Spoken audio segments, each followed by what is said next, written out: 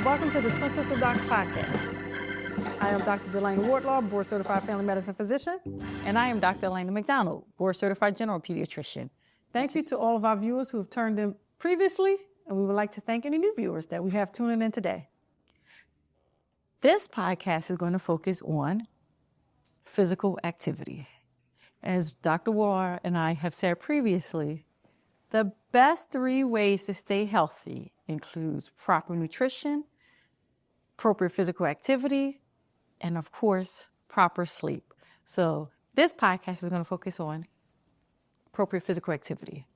So Dr. Wardlaw, when we talk about physical activity, what are the guidelines that you typically give your patients for physical activity? One, I tell patients, any movement is good movement, right? So we don't want people to say, oh, I can't get in this amount of exercise on this many days a week, so I'm just not going to do anything.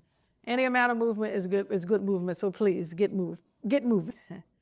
But guidelines that are typically used is when you're exercising, it's grouped in like the number of minutes that you're doing it now. So if you're doing vigorous exercise, whether that is, sprinting, whether that is playing football, whether that is swimming, so 75 minutes a week, and you could break that up however you like. And if you're doing less vigorous exercises, that's 150 minutes, whether that is brisk walking, whether that is a light aerobics class, whether that is a Zumba class. So those are some activities that you could do, moderate activity, and for about 150 minutes throughout the 7-day period. Mm-hmm. And you can break it up any way you like.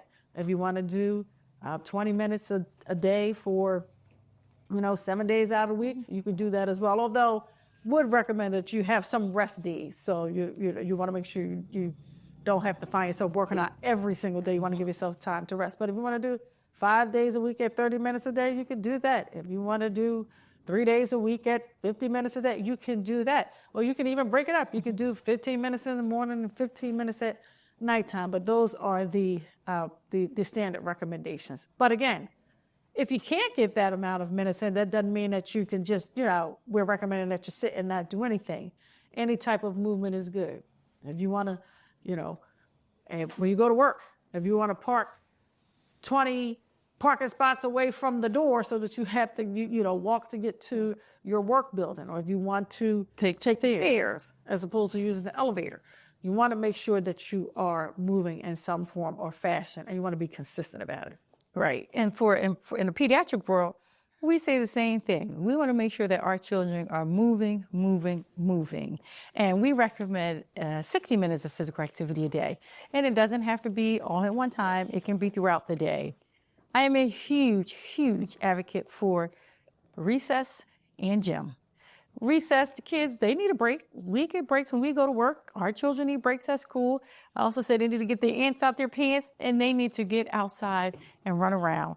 Same thing, we need gym on a consistent basis for all of our children. But in addition to what's going on at school, we want to make sure that our children have the opportunity to get physical activity at home. And that could be in the form of, one, just daily childhood activities. It could be a jump rope. It could be riding a bike. It could be riding a scooter, not an electric scooter, but a scooter where you actually have to push. You have to push yourself to move along. It could be jogging. It could be basketball. It could be football. It can be all of those things that children love to do. So it doesn't necessarily have to be even termed exercise. You can just tell your children, go outside and play. Again, encouraging our children to get daily physical activity at least 60 minutes a day. They can get physical activity on their way walking to school. And I say, if you walk to school, just move those arms a little bit quicker.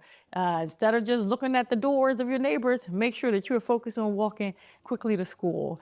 And again, sports teams are an excellent way for children to get physical activity. Before you go to sports team, Dr. McDonald, when you speak of gym class, I just remember we had gym class, and it was very physical. I remember we used to have to climb the ropes. Yes. I'm thinking but we actually had to climb the ropes. We would play dodgeball. Yes. We would play, tug of war. We would play basketball. So gym was very physical. Volleyball. We were in school, and so I'm hoping that that physical time is given to the kids in adequate manners. I know that our children went to K to 8th grade, and they had recess, and gym class. So I'm hoping that that it's still a valuable option for all of the school students. Yes, and when you have gym, as Dr. Warlaw said, we're not talking about a gym class where you go and you sit in the bleachers and talk to your friends. We're talking about gym class where you are actually out there doing physical activity.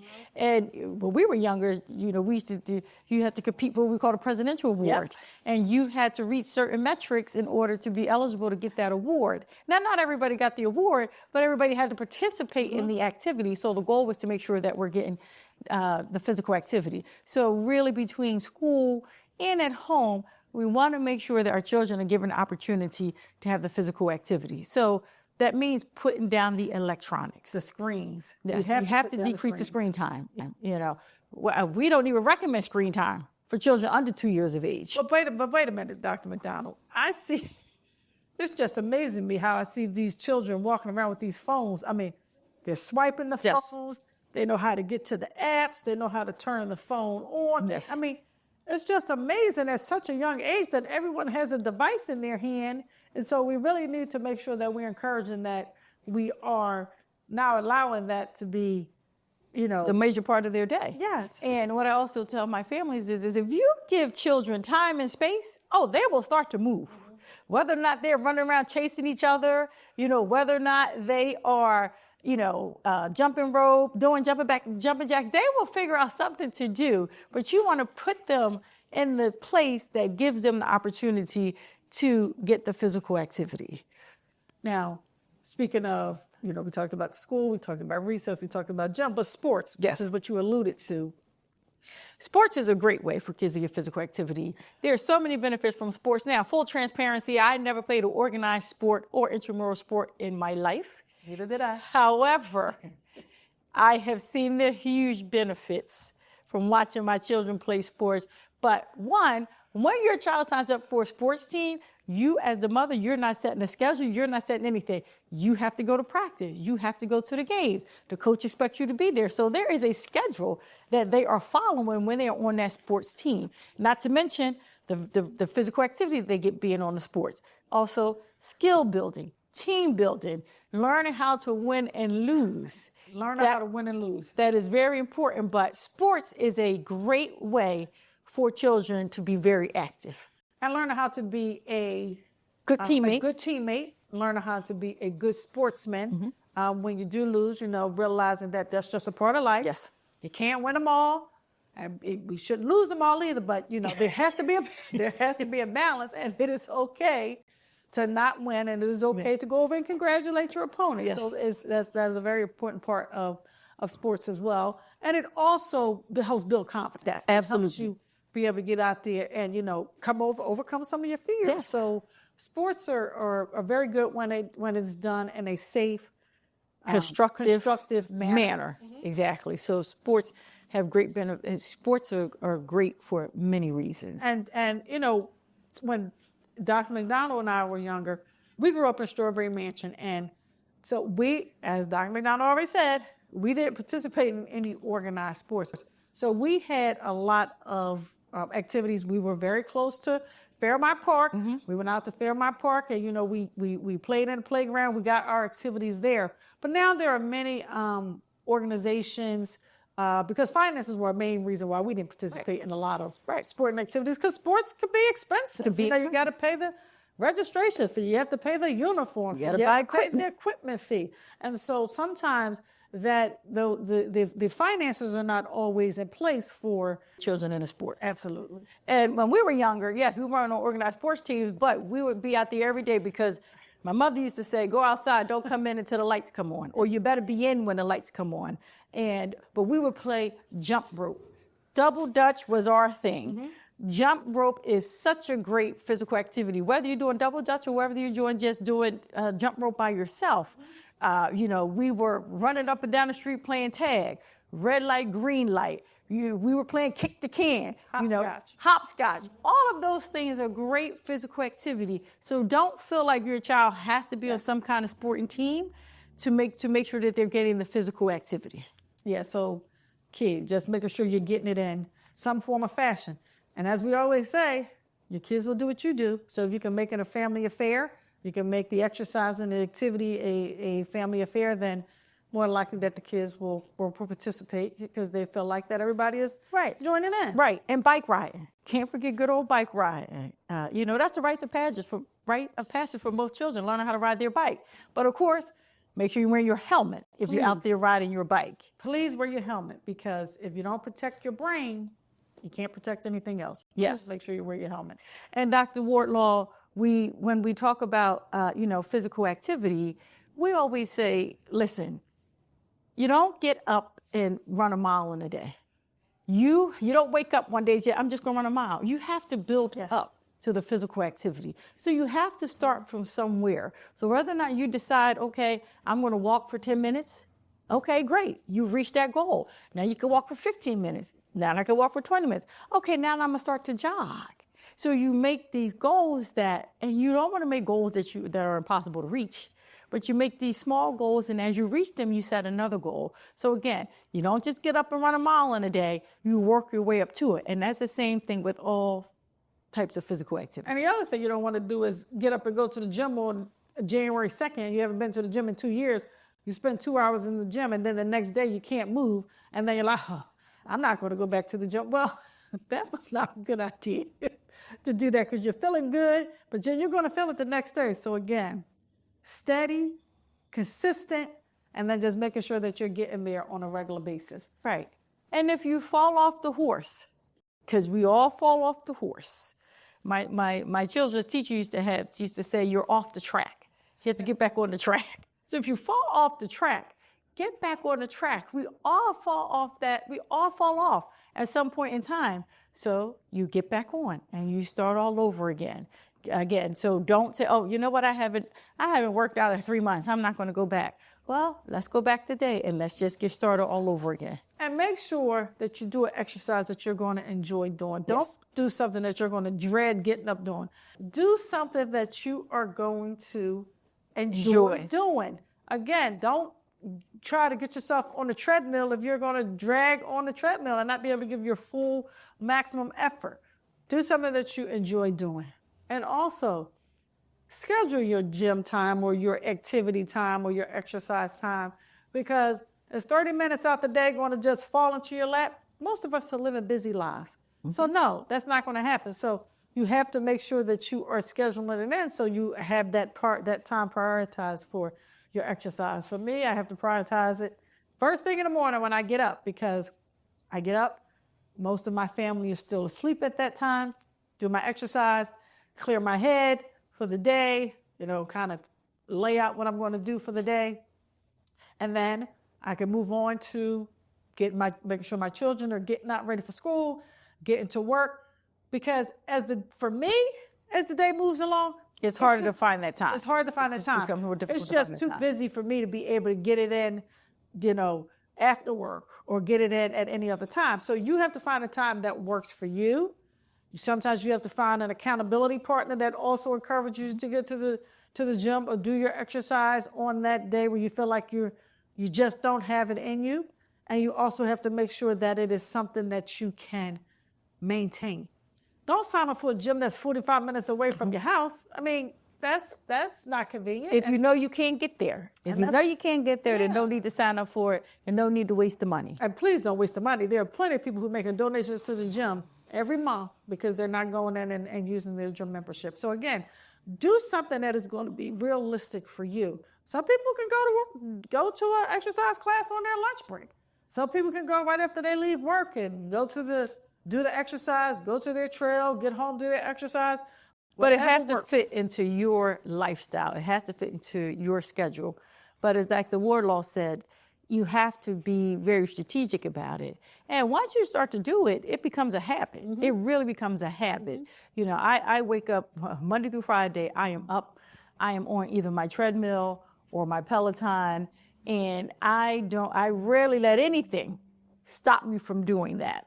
And it is just a habit that I have developed over the last 15, 16 years. When I wake up in the morning, I touch my phone to turn off the alarm. That is it. I don't check a text. I don't check an email. I don't go to social media, because you end up going down a rabbit hole. And that 45 minutes you spent doing that, I could have gotten my activity regimen in. So it is a routine for me. So try to build it into your life, and you make it a routine. And that's a very good point, because again, you can get tied up on your cell phone or on your laptop or your iPad doing things. And again, you could have used that time and have been very productive doing your exercise. We spend, and I say we, because I do it also, but you can spend hours scrolling on your phone, scrolling on your laptop. So I tell my patients, and I often hear, how much time you spend on your phone? Oh, 5 or 6 hours a day. Give me 1 hour. Give me 1 hour. That's all I'm asking for. And you'd be surprised how quick that time goes. And it doesn't have to be one complete hour. It could be 15 minutes here, 15 minutes here, 30 minutes here. But we spend so much time on these devices that we really certainly have the time to carve out for our physical activity. Yes. And then, some of us, you have to check with your physician to make sure that you are, I'm not doing more harm than good. Yes. Doing, particularly these strenuous exercises. So again, make sure that you have a conversation with your physician as well before you jump into a training program for the triathlon. Yes. Before you jump into a training regimen for the marathon. Yes. So you want to make sure that you are doing that as well. Not only is the exercise good for your physical well-being, it is also good for mental health as well, because your mental health is also a very important aspect of your health, and exercise can help relieve some symptoms of anxiety, depression, stress. So exercise can be beneficial in many ways. And so again, mental health is one area that it can be very beneficial in.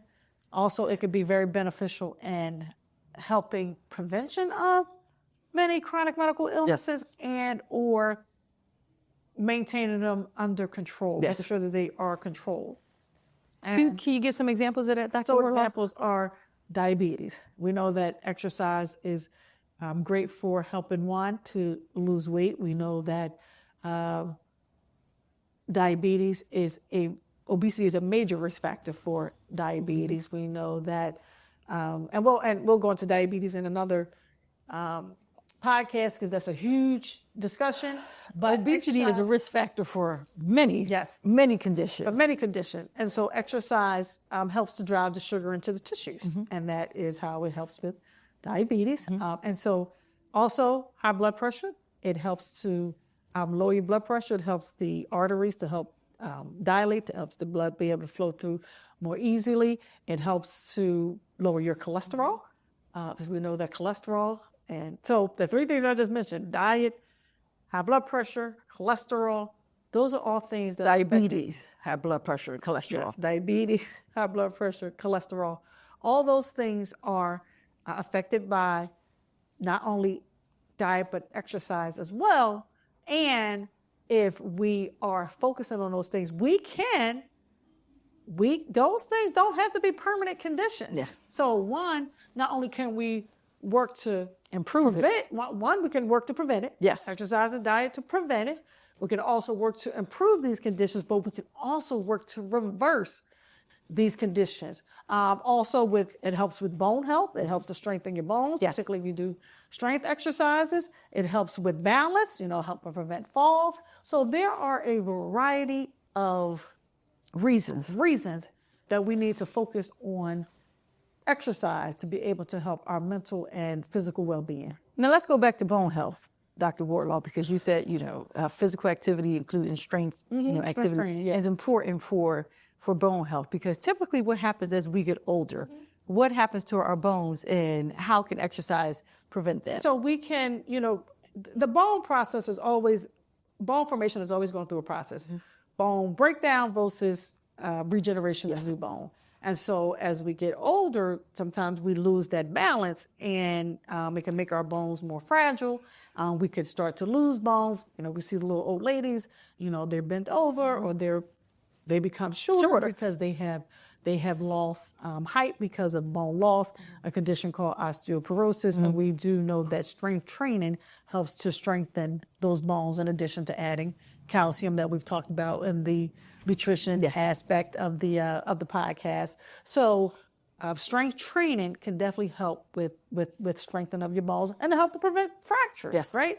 So fractures, particularly if in elderly people, is a huge problem. Yes, that's a huge issue, particularly if an elderly patient falls or sustains a hip fracture. Hip fractures can be very debilitating, and it can affect people's movement and capabilities to be able to participate in their daily living activities on such a tremendous level that sometimes elderly patients don't recover from hip fractures. Sometimes they wind up at long-term care facilities. So it is very important that if we can prevent these things, that we do what we can to do so. Right. And another benefit from physical activity is it helps you get a good night's sleep. Absolutely. So please, for multiple reasons that we have discussed in this podcast, please make sure that you are incorporating physical activity in your daily life. And parents, please give your children the time and the space to do it. Exercise is not expensive. Exercise is fun for our children. Make sure we're giving them the opportunity. Well, exercise can be expensive, but there are other options. Yes. We don't have to follow the expensive route. Yes, we don't have to follow the expensive route. There are other options that we can utilize to make sure that we are getting the activity. And again, be the example for your child. Make sure that you are participating in activities. Make sure that you are doing exercise so that your child follows your lead, because they'll tend to do that anyway. So why not set the good example? So, Dr. Warlow, we talked about physical activity, but yes, physical activity is great for maintaining your weight, also for losing weight. Also, if you want to increase your muscle, that's great. However, when we're dealing with obesity, we always talk about physical activity, but nutrition, we cannot forget nutrition. Nutrition is the best way to control your weight or lose weight. As the old saying says, Dr. Warlow and I say it all the time. It's not our saying, but we use it all the time. You cannot out-exercise a bad diet. Say it again for the people in the back, Dr. Warlow. You cannot and you will not out-exercise a bad diet. We've tried it, and it does not work. And what that means is that in order to live healthy and successfully maintain your weight or lose weight, you have to modify what you eat. 80% of weight management is what you eat. Exercise is 20% of it. Now, if I go and I work out every morning, and then I am drinking coffee with added sugar, I got a donut on the way to work, and then I had pizza at lunch, and then I had, fried chicken or a hoagie for dinner, those calories, you are packing on more calories than you're actually burning. So yeah, you really do have to be mindful of that, because you can spend an hour on a treadmill and then you can go and blow that in 20 minutes. 20 minutes by eating a donut and drinking a coffee. Yes. Yep. So you have to be very, very mindful of that and just making wise decisions. And one key way to make wise decisions is write down what you're eating. Mm-hmm.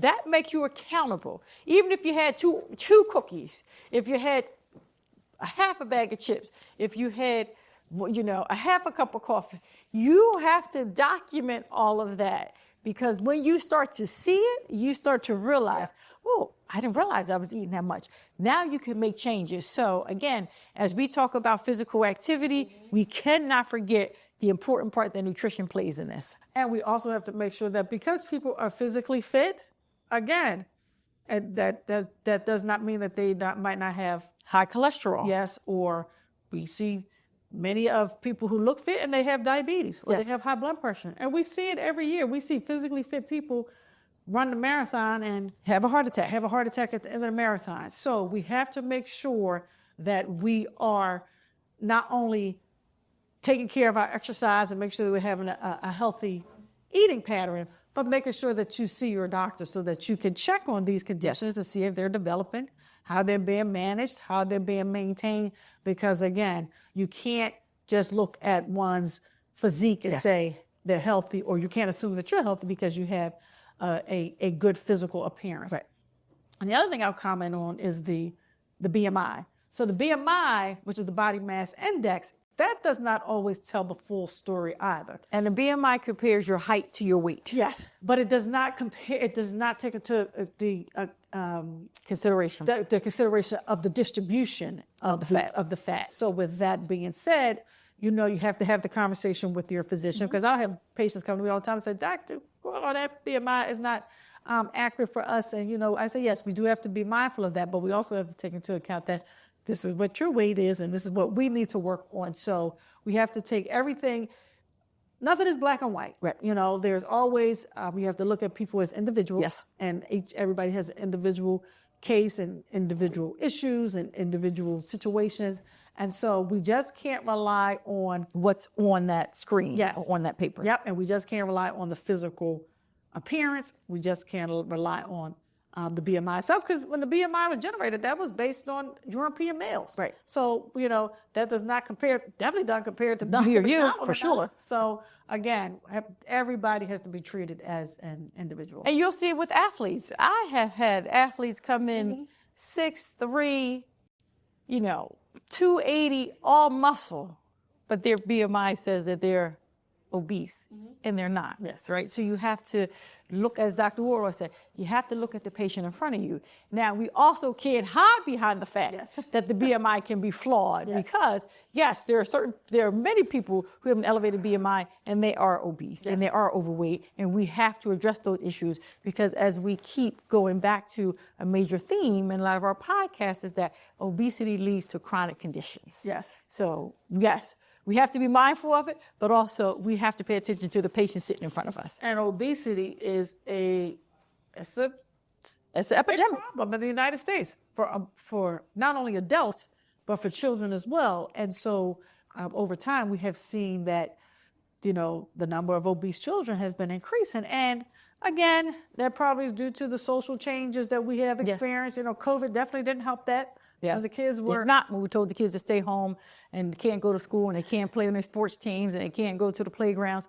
COVID certainly did not help with that, but we have moved out of the COVID pandemic. So we all want to make sure that we are living our best, healthiest lives. Yes. And with that, thank you for tuning in.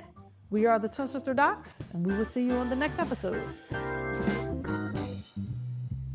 I think we did. We hit everything right. I think so. Yeah.